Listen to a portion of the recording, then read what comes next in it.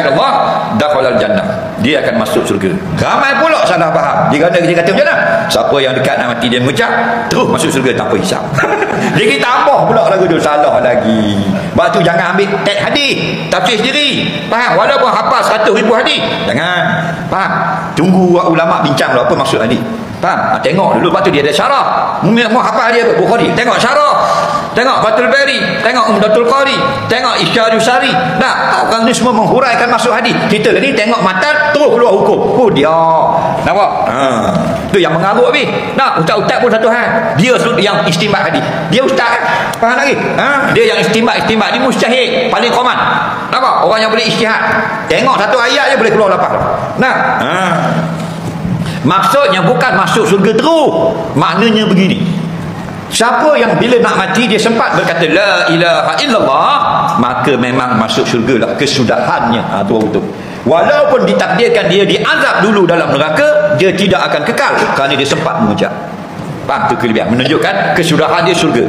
Nah, jadi orang yang mati mengucap ini ada kalanya masuk syurga, tidak masuk neraka, ada kalanya masuk neraka akhirnya syurga. Itu maksudnya. Tapi tidak akan jadi orang yang tak diterima oleh syurga. Faham? Jangan pula salah faham yang mati tengah selawat masuk neraka. Faham? Salah. Okay? Mati tengah selawat masuk syurga, mati mengucap masuk syurga, mati tengah jual mi goreng pun masuk syurga. Siapa kata masuk semua? Nabi kata ke mana? Kullu ummati yadkhulul jannah. Semua umat aku masuk syurga. Orang Sungai Pecah ni masuk syurga. Sungai Korok masuk syurga. Kodiam masuk syurga. Gua Cepedak masuk syurga.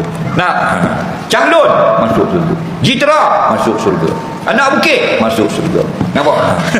Semua masuk. Pasal kullu tu makna jami'. Ada kullu makna bak, tapi kullu sini semua. Illa ada istisna. Man aba. Melainkan umat aku yang tak mau masuk.